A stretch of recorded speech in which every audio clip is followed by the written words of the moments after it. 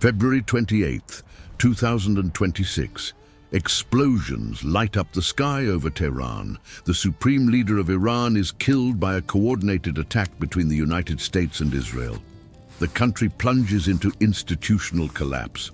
And while the world watches the chaos in real time, a text written 2,600 years ago remains open in Jeremiah 49, describing verse by verse, exactly what the news broadcasts are transmitting right now. What you are about to follow is not conspiracy theory. It is not religious speculation. These are 7 texts written by at least 4 different authors in different centuries with no contact between them, all pointing to the same coordinate on the map, all finding exact correspondence with what is happening right now to one of the oldest nations on the planet, Iran, the ancient territory of Elam, the Persia of empires, the land that the Bible marked with more specific prophecies than most scholars ever realized.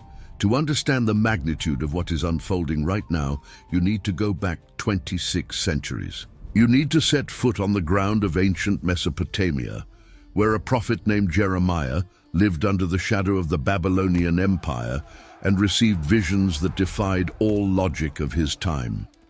Jeremiah was not a popular man.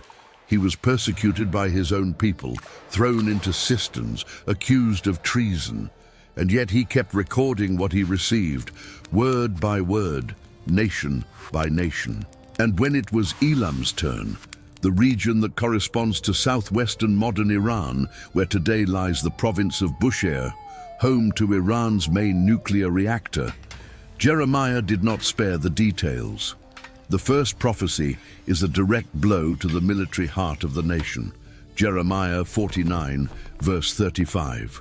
Thus says the Lord of hosts, behold, I will break the bow of Elam, the chief of their might.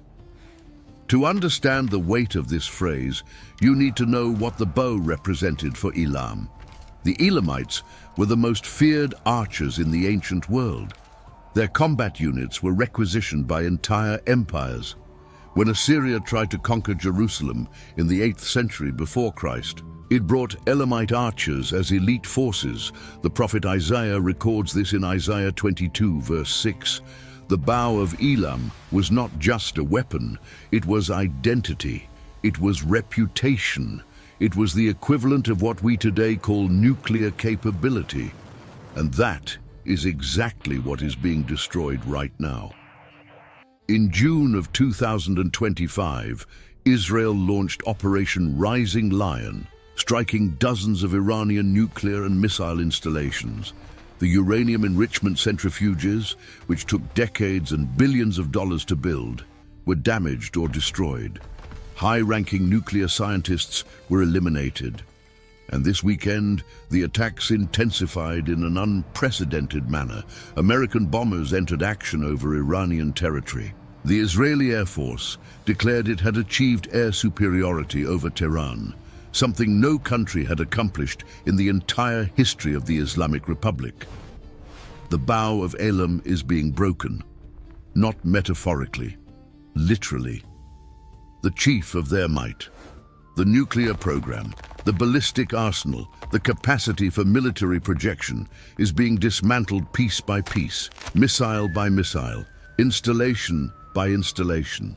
And when Jeremiah wrote that the bow would be broken, he used a Hebrew word that implies total and irreversible destruction.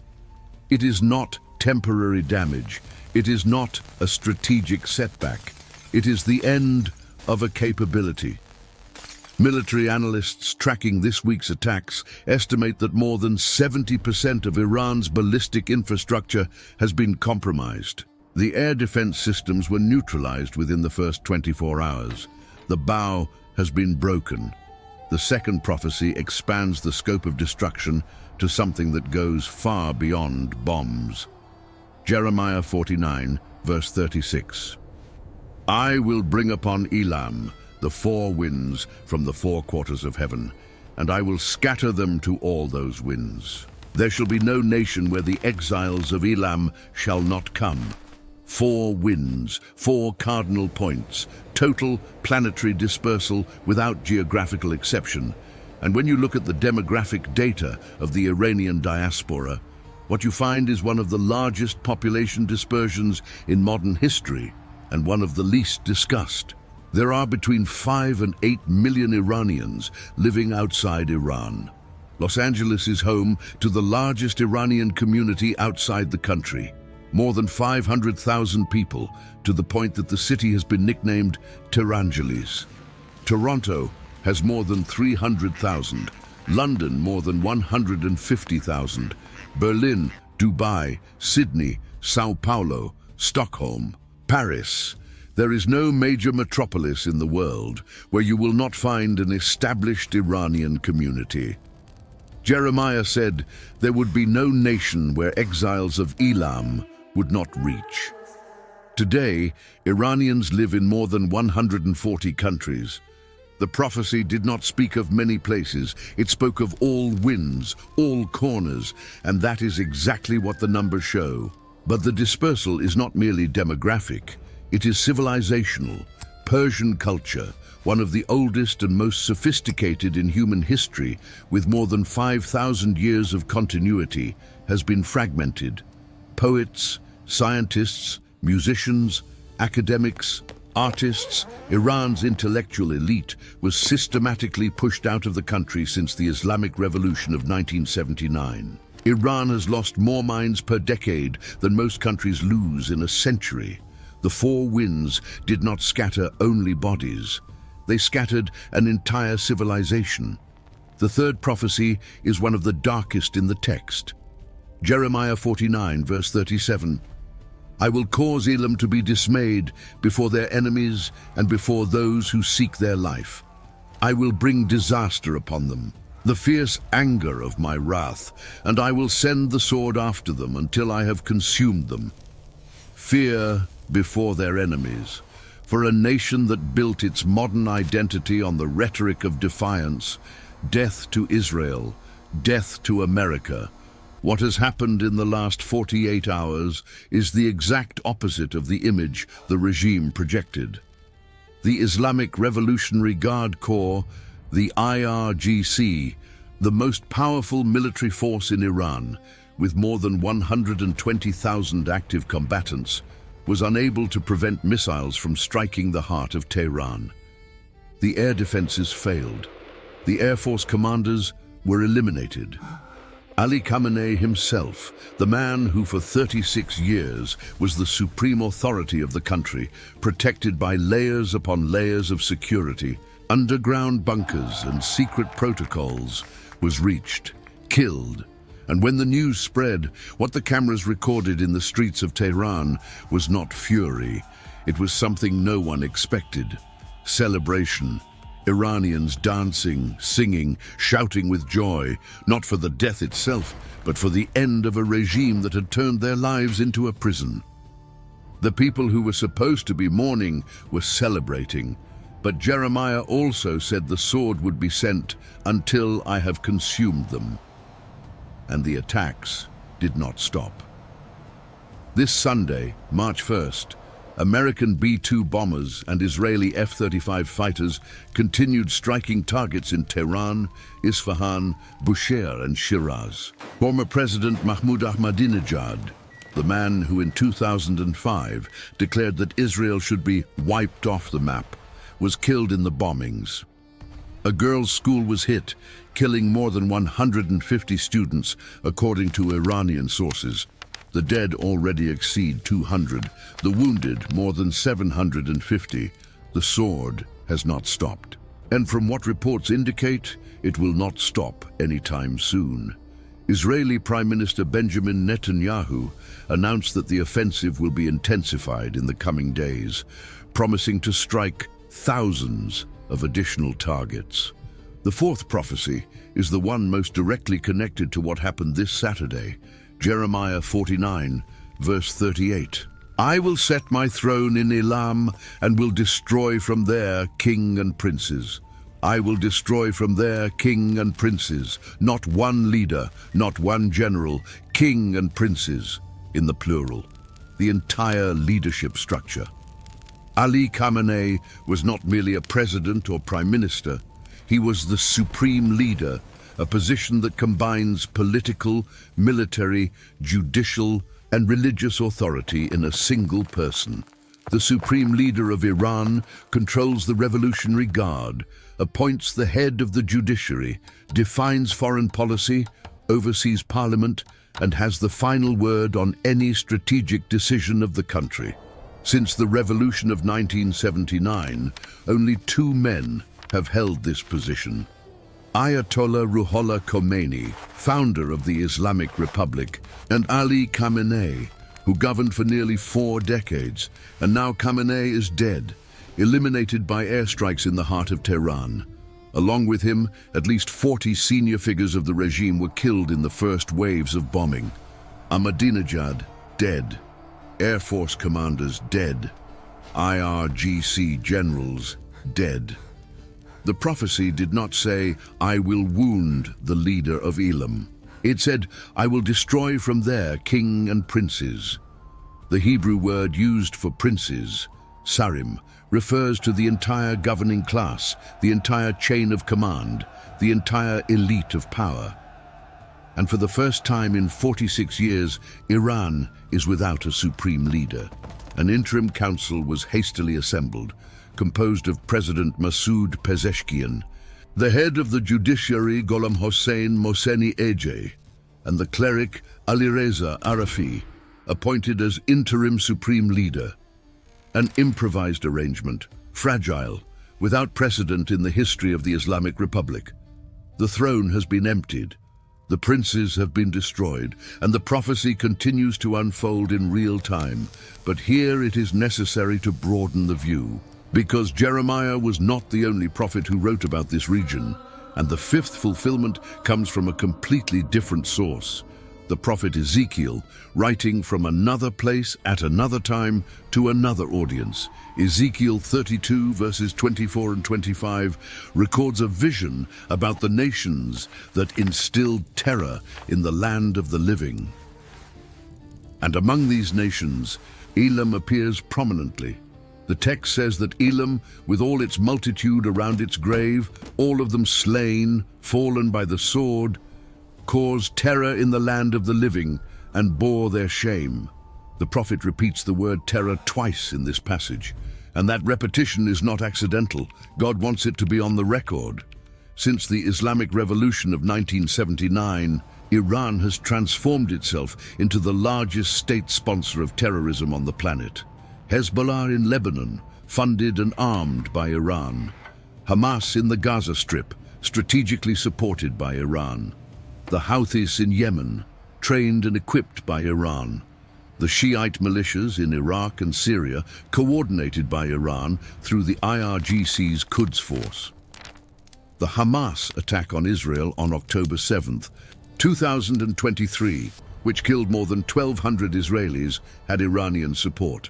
The cries of "Death to Israel" and "Death to America" echoed through Iranian mosques and squares for 46 years, without interruption. Ezekiel wrote that Elam caused terror in the land of the living. The U.S. State Department classified Iran as a state sponsor of terrorism since 1984, for more than 4 consecutive decades. No other country has maintained that classification for so long. And the prophet also wrote that they would bear their shame.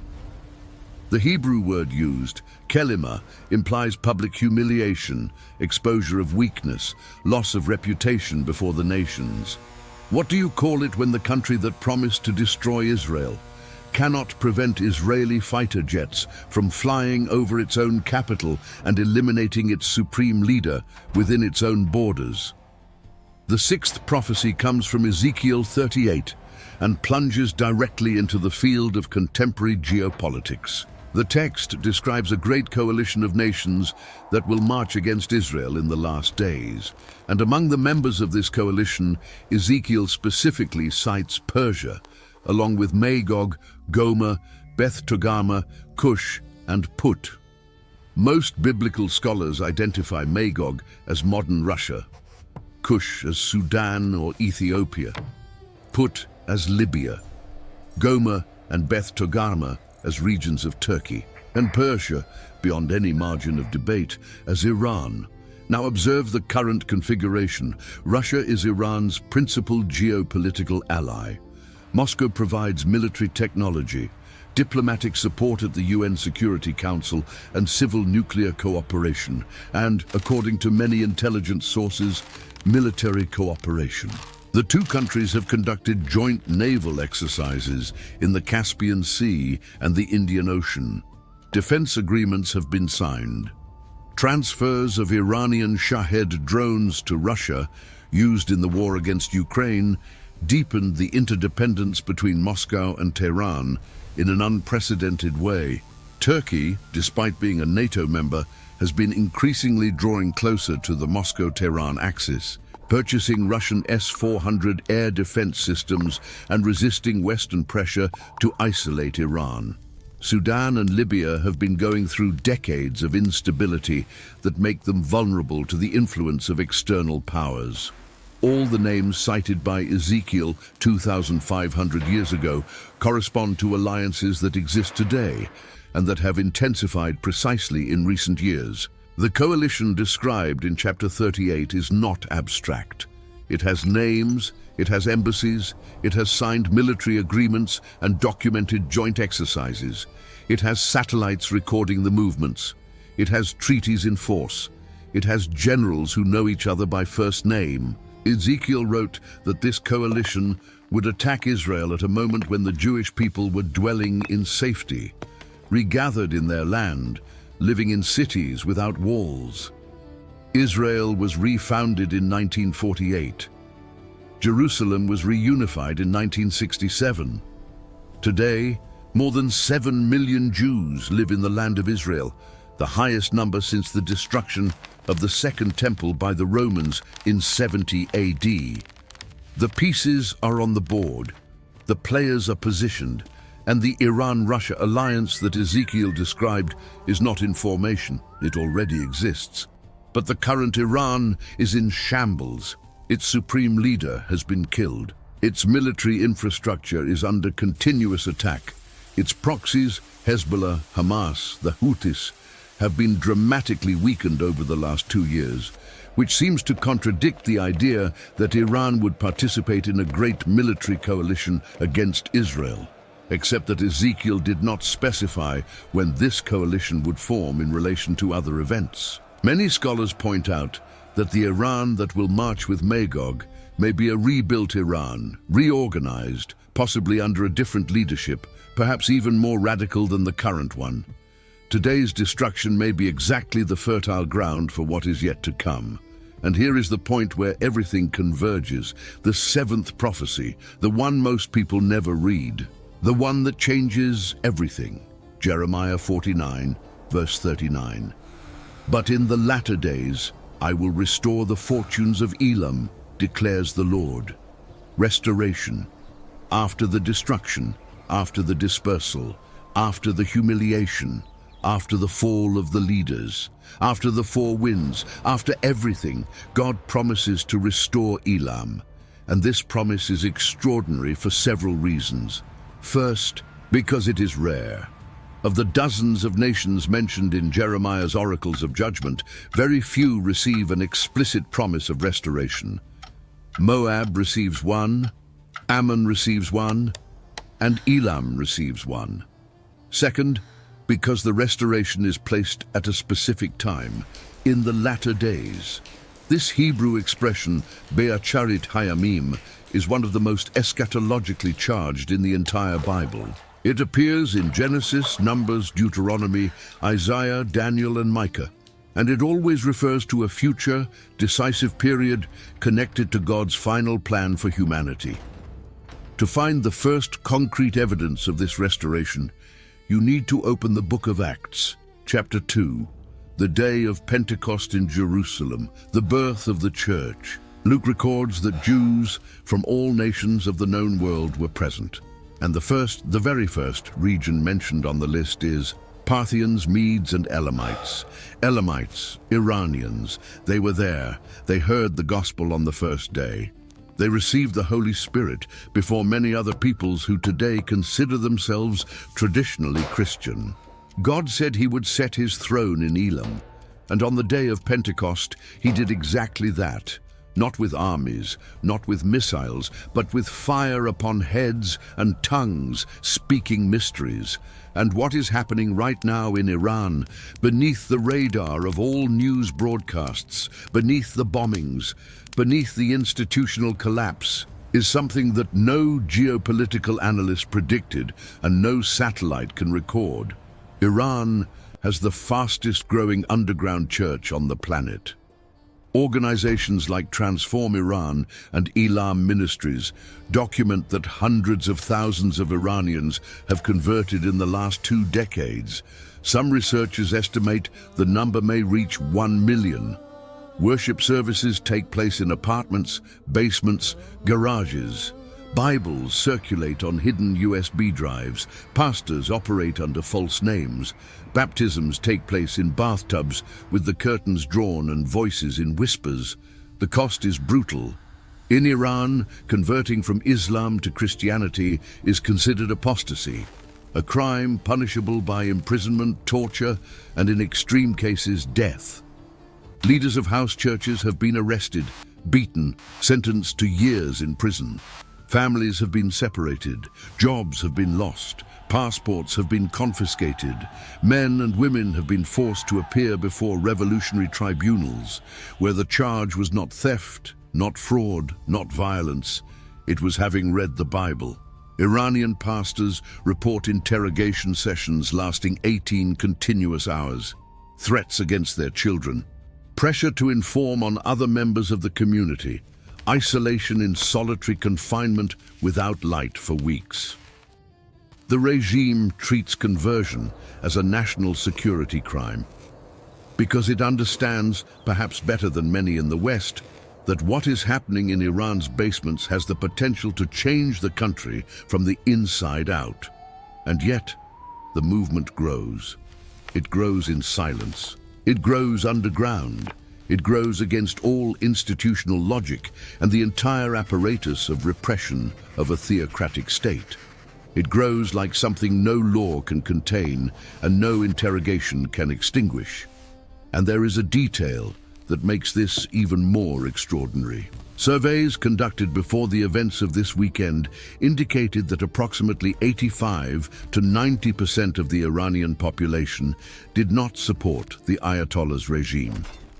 The majority of Iranians, especially the young, who represent more than 60% of the population, rejected the political Islam imposed since 1979. When the news of Khamenei's death spread this Saturday, the streets filled not with mourning, but with celebration. Videos showed Iranians dancing, honking horns, shouting with joy, even at the risk of repression. Even with the internet almost entirely cut off by the regime, even with the chaos of the bombings all around. This is not merely a sociological data point. It is the context in which the 7th prophecy unfolds. A people who reject the system that oppresses them. A people who seek something different. A people who, in basements and in whispers, find in the ancient texts not condemnation, but the promise that their fortunes will be restored. Now consider the accumulated weight of what we have just walked through. 7 prophecies, written between the 7th and 6th centuries before Christ. At least 4 different authors, Jeremiah, Ezekiel, Isaiah, and the author of Acts, recording the fulfillment at Pentecost. No contact between them, no possibility of coordination, and all pointing to the same geographical coordinate, describing events that find verifiable correspondence in what is happening right now, not in theory, not in forced interpretation, but in facts that anyone can confirm by opening a news portal. The bow of Elam, the military power, is being broken right now by American and Israeli bombings that have already destroyed more than 70% of Iran's ballistic capability. The four winds, the dispersal, is a documented demographic reality, with millions of Iranians scattered across more than 140 countries. The terror in the land of the living, the state sponsorship of terrorism, is a fact classified internationally since 1984. The destruction of king and princes, the elimination of the leadership happened yesterday with the death of Khamenei and dozens of senior figures. The coalition with Magog, the Iran-Russia alliance, is a geopolitical fact with signed treaties and documented joint military operations. And the restoration, the underground spiritual movement, is happening right now, in the basements of a country the world only sees through the lens of missiles and headlines. There is no other country on earth that accumulates as many specific biblical prophecies with as many verifiable fulfillments in a single generation. Israel, obviously, is the center of the prophetic map, but Iran, Elam, Persia is the most impressive case of a Gentile nation whose destiny was described with millimetric precision by texts that most of the world considers irrelevant. And there is a profound irony in all of this. Modern Iran, governed by a regime that swore to destroy Israel, that funded Hamas, that armed Hezbollah, that threatened to wipe the Jewish nation off the map, is the same territory where King Cyrus allowed the Jews to return from exile and rebuild the Temple of Jerusalem. Isaiah 45 calls Cyrus anointed, Mashiach, the same term used for kings of Israel. The only Gentile leader in the entire Bible to receive that title. The same land that liberated the Jews in the 6th century before Christ spent the last 46 years promising to exterminate them. And now, that same land is being shaken to its foundations. The connections do not stop there. The prophet Daniel had his most detailed vision about the future of world empires while he was in Susa, in the province of Elam, in present-day Iran. Daniel 8, verse 2. I was in the citadel of Susa, in the province of Elam. It was there, on Iranian soil, that Daniel saw the ram and the goat, representing the Medo-Persian and Greek empires, and received revelations about the end times that are still studied by theologians and historians. The book of Esther takes place entirely in Persia, and the story is hauntingly relevant to what is happening now. In the narrative of Esther, a decree of extermination against all Jews of the Persian Empire was reversed at the last moment, and the Jews were given the right to defend themselves against their enemies. The day on which this second decree was written, the 23rd of Sivan in the Hebrew calendar, corresponded in 2025 exactly to the period when Israel launched Operation Rising Lion against Iran. Calendrical coincidence or prophetic pattern, the fact is that the land of Esther has once again become the stage for a confrontation between Jewish survival and forces that promised its destruction. Nehemiah begins his journey back to Jerusalem from Persia. Cyrus the Great, called by Isaiah anointed 150 years before he was born, issued the decree that allowed the Jews to return from exile and rebuild the temple. The history of salvation, at multiple critical moments, passes through Iranian soil, and the name Persia appears 29 times in the Bible, distributed across the books of Daniel, Ezra, Nehemiah, Esther, and Ezekiel.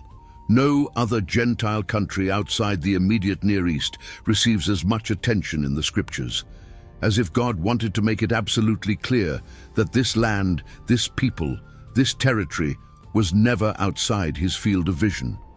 As you read these words, Tehran still trembles. An interim council tries to administer a nation without a supreme leader for the first time in more than 4 decades.